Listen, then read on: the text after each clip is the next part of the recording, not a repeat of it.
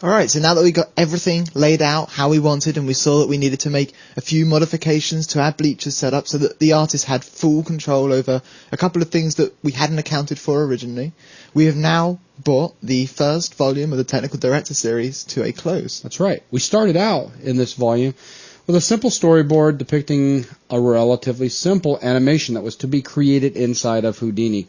The nice thing was we took a step back and we analyzed it from a technical director's point of view. We basically broke everything down into different components, and then we set forth in the creation of digital assets that an artist could then quickly place throughout a scene.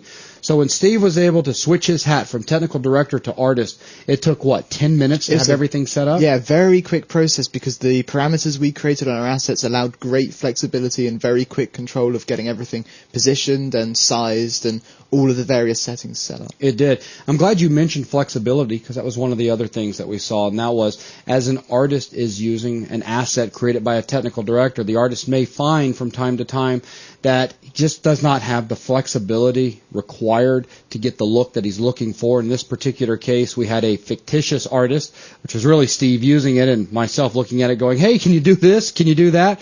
And Steve replying with, no, not really.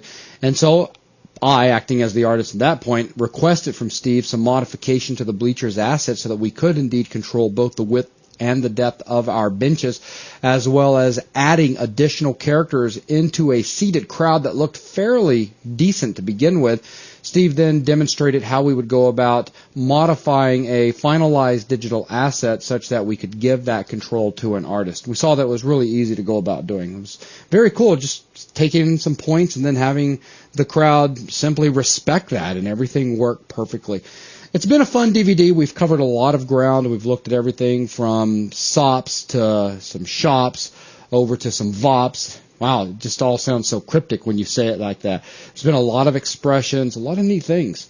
But that's pretty much going to bring this DVD to a close. In Volume 2, we will be exploring animation as we bring our crowd to life as well as our lead character.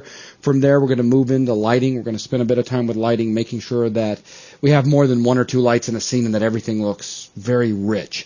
From there, we're going to move over into the world of rendering, where Steve is going to take a lot of time to make sure that everything is broken down into a series of rendered out passes that can then be composited back together with Houdini's built-in compositor. In fact, Steve is going to go as far as writing a Python script that's going to help managing all of the different layers that are going to need to be rendered. And then finally, we'll composite everything back together, demonstrating a lot of the compositing capabilities inside of Houdini. So hopefully you will be joining us in Volume 2 of the Technical Director series. And with that, once again, I'd like to thank everyone for joining us. I'd also like to thank Mr. Steve Twist for all of his work that he has put onto the Talented Ball project. Thank you. I set out with just some very simple requirements for Steve to fulfill, saying, look, I'd like to make sure that we approach the project from a technical director's point of view. I'd like to see a lot of expressions, but I'd like for things to start simple and work their way up into something more complex. And I feel like Steve has done an excellent job, and he's really delivered exactly what I was looking for so that we could then teach students how to start working towards becoming a technical director in Houdini. Thank you, and I'd like to thank you for all your help on these videos, making sure that everyone understands exactly what's going on and all the fantastic whiteboarding work that you've done. Oh, well, thank you. At some point, we'll have to release some of the bloopers that, yeah, they're pretty cool. that have been generated throughout the creation of this DVD. They're very interesting. That's all I can really say at this point in time. But really, thank you guys, and that will conclude this DVD.